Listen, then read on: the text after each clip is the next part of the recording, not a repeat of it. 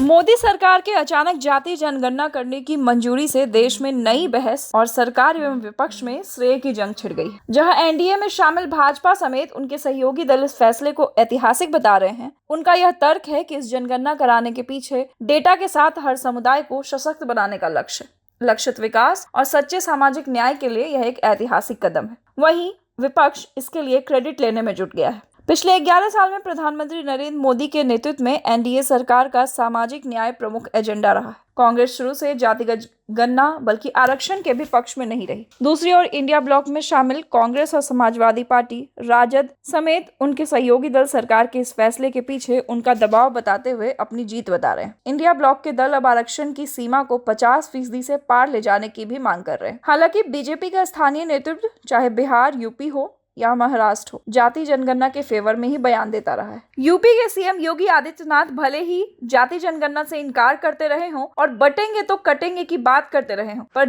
Deputy CM Keshav Prasad Maurya ने हमेशा इसके समर्थन में बयान दिया है। यही हाल कमोबेश पूरे देश में था। बिहार में जाति जनगणना की डिमांड करने वाले सर्वदलीय प्रतिनिधि मंडल में स्थानीय बीजेपी के नेता भी शामिल हुए, पर इतना होने के बावजूद भारतीय जनता पार्टी के बड़े नेताओं के भाषण का अर्थ यही निकल कर आता है कि वे जाति जनगणना नहीं चाहते, पर जाति जनगणना को लेकर बीजेपी सरकार खुद इनिशिएटिव ले लेंगे ऐसा कभी भी नहीं लगा था। जाहिर है यह बात उठेगी कि क्या ऐसी मजबूरी आ गई कि आनन फानन में मोदी सरकार ने जाति जनगणना कराने का फैसला किया। आपको बता दें कि भारत में जाति एक सच्चाई है। कहा जाता है कि जाति कभी नहीं जाती। यही कारण है कि लाख कोशिशों के बाद भी जातियों का अस्तित्व अपनी जगहों पर बरकरार है। भारत में अन्य पिछड़ा वर्ग की आबादी कुल आबादी का 40 से 50% हिस्सा है, जो उत्तर प्रदेश, बिहार, तेलंगाना और महाराष्ट्र जैसे राज्यों में एक शक्तिशाली वोट बैंक है। कांग्रेस, मंडलवादी पार्टियां और अन्य विपक्षी दल लंबे समय से जाति जनगणना की वकालत करते रहे हैं। 2024 के लोकसभा चुनाव में कांग्रेस ने अपने चुनावी घोषणा पत्र में जाति जनगणना कराने और 50% आरक्षण सीमा हटाने का वादा किया था। राहुल गांधी ने इसे सामाजिक एक्सरे बताया था और उन्होंने एक्स पर लिखा कि उनकी डिमांड के चलते मोदी सरकार को मजबूर होना पड़ा। लोकसभा चुनाव में समाजवादी पार्टी ने उत्तर प्रदेश में पिछड़ों की राजनीति करके ही 43 सीटें जीतकर बीजेपी को पीछे कर दिया था। जाति जनगणना का फैसला एकाएक नहीं लिया गया है।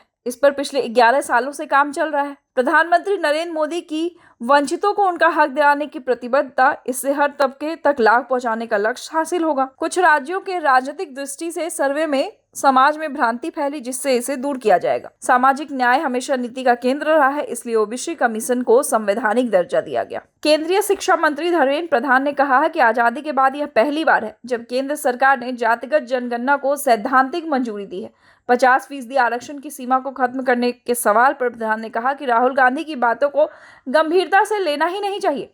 उन्हें सर्वे और सेंसस के बीच का अंतर भी नहीं पता है। उन्होंने कहा कि नेहरू और राजीव गांधी की चिट्ठियों और बयानों को पढ़कर कांग्रेस को देश से माफी मांगनी चाहिए। अब जाति जनगणना का यह फैसला जो बीजेपी ने एकाएक लिया है, वह कितने हद तक कारगर होगा और बीजेपी को इससे क्या लाभ मिलेगा आने वाले चुनाव में, ये तो वक्त ही बताएगा। और देश की राजनीति पर इसका क्या कुछ असर पड़ेगा, ये देखने वाली बात होगी। देखते रहे नवचेतना टाइम्स।